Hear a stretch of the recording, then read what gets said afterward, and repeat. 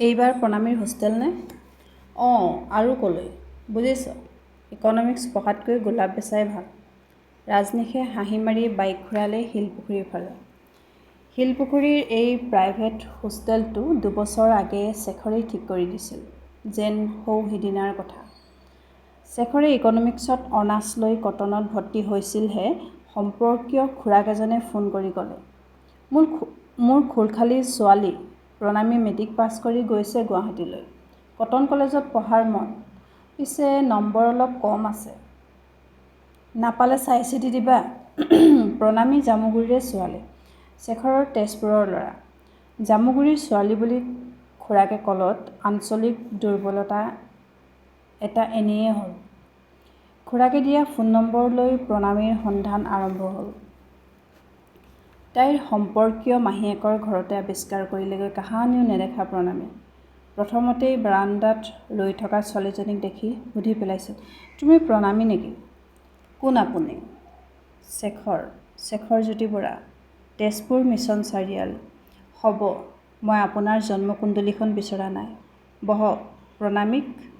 প্ৰণামী বাক মাতি দিছোঁ। নিৰ্বিকাৰভাৱে কথা কোৱা ছোৱালীজনীয়ে এইবাৰ তালৈ কেৰা চকুৰে চাই মিচিককৈ হাঁহি মাৰি ভিতৰ সোমাল।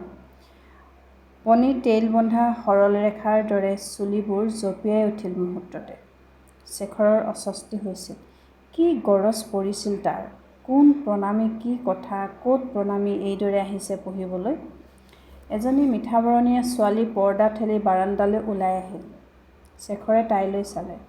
কাজলবিহীন আজলি দুটা চকুত তাইৰ স্পষ্ট প্ৰশ্ন, কোন তুমি? মই চিনি পোৱা নাই। মুখেৰে এটা শব্দও নোকোৱাকৈ চকুত প্ৰশ্ন ৰাখি তাই ৰৈ থাকিল। আপুনি মানে তুমি প্ৰণামী নেকি? ছোৱালীজনীয়ে মূৰ দুপিয়ালে। তাইৰ কপালত দুডাল কেঁকোৰা চুলি, চুলিবোৰ সামান্য ঢৌ-খেলা। পিঠিলৈকে বৈ পৰা গুলপীয়া হেয়াৰ ক্লিপ এটাৰে চুলিখিনিক নিয়ন্ত্ৰণ কৰি ৰাখিছে। পিছ মুহূৰ্ততে ঘূৰি তাই তাক ভিতৰলৈ বহিবলৈ মাতিলে। ইয়াৰ পিছৰ পৰাই 2টা বছৰ উৰি যোৱা চৰায়ে আকাশত আচম্বিতে নোহোৱা হোৱাৰ দৰে উৰি গ'ল। প্ৰণামীয়ে 1-2 নম্বৰৰ বাবে কটন কলেজত ভৰ্তি হ'ব নোৱাৰিলে।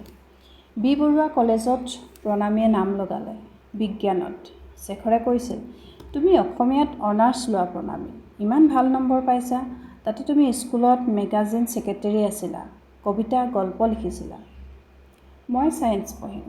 মোৰ বৰদেউতাৰ ছোৱালী দুজনীৰ যি ফুটনি, যেন ছায়েন্স লোৱা মানুহবোৰহে মানুহ। সিহঁতে ফিজিক্স আৰু বটানীত অনাৰ্ছ লৈ পঢ়িছে, মই মেডিকেল পঢ়িম। প্ৰণামীয়ে তৎক্ষণাৎ কৈছিল। শেখৰে একো নক'লে। আনৰ সিদ্ধান্তত হস্তক্ষেপ কৰিব নাপায়। প্ৰণামীয়ে যেন জেদৰ বাবেহে পঢ়িছে, এনে লাগিল শেখৰৰ। প্ৰণামীৰ এই হোষ্টেলটো ঠিক কৰি দিছিল সি।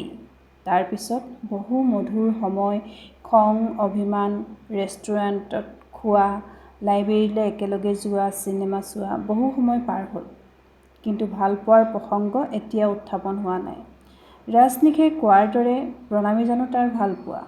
হ'ব পাৰে। শেখৰৰ কেতিয়াবা নিশা টোপনি ভাগি যায়। পিঠিত পৰি থকা ঢৌ-খেলা চুলি, কাজলবিহীন আজলি এহাল চকুৰে তাক অশান্ত কৰি তোলে। বুকুখন ধপধপাবলৈ ধৰে। সি পানী খায় তেতিয়া। শুবলৈ যত্ন কৰে। প্ৰণামীৰ চুলিবোৰ কাটি অহাৰ দিনা সেয়ে শেখৰে হতবাক হৈ সুধিছিল, কিয় এনে কৰিলা? ষ্ট্ৰেইট কৰি আহিলোঁ। মোৰ চুলিত ঢৌ এসোপা আছিল, দেখা নাছিলা? শেখৰে কেনেকৈ ক'ব এই ঢৌ-খেলা চুলিখিনিয়ে তাৰ মাজে মাজে টোপনি সৰে বুলি। শেখৰক এনেদৰে নিমাত থকা দেখিলে চকু ডাঙৰ কৰি প্ৰণামীয়ে সোধে, কি হ'ল, ভেবা লাগি আছা যে? ভেবা লাগি চাইছা? শেখৰে প্ৰণামীৰ আইলাইনাৰে তীক্ষ্ণ আৰু চঞ্চল কৰি তোলা চকুহালৰ মাজত কাজলবিহীন আজলি চকুহাল বিচাৰি ফুৰে তেতিয়া। প্ৰণামীয়ে হাঁহে। এদিন তাই কৈছিল, আমাৰ লগৰ বেছিভাগ ছোৱালীৰ বয়ফ্ৰেণ্ড আছে। তুমি এটা গোটাই লোৱা। শেখৰে নিৰ্বিকাৰভাৱে কৈছিল, মোৰ বয়ফ্ৰেণ্ড তুমি আছাই, আকৌ এটা কিয়? মই? নহ'লে তুমি মোৰ কিয় কেয়াৰ লোৱা? I am only your friend. বন্ধুৰ কোনো লিংগ নাথাকে। ন' জেণ্ডাৰ, বুজিছা? তোমাৰ ভাল হ'লে ভাল লাগিব, বেয়া হ'লে দুখ পাম মই। বাট আই লাভ ইউ, বুজিছা? কাবাত কৰবাৰ। সেইদিনা এইদৰে কৈ হঠাতে প্ৰণামী তাৰ ওচৰৰ পৰা গুচি গৈছিল, খঙত অথবা অভিমানত। শেখৰ কাৱাৰ্ড নেকি? কাপুৰুষী কেনেকৈ হ'ব? অন্যায় সি কেতিয়াও সহি থকা নাই। অৱশ্যে কাৰো সৈতে উপযাচি যুদ্ধ কৰিবলৈও যোৱা নাই। যুক্তিনিষ্ঠভাৱে সি কথাবোৰ চিন্তা কৰিবলৈ ভাল পায়। এই নাম, হোষ্টেল পালোহি। তই যা, ময়ো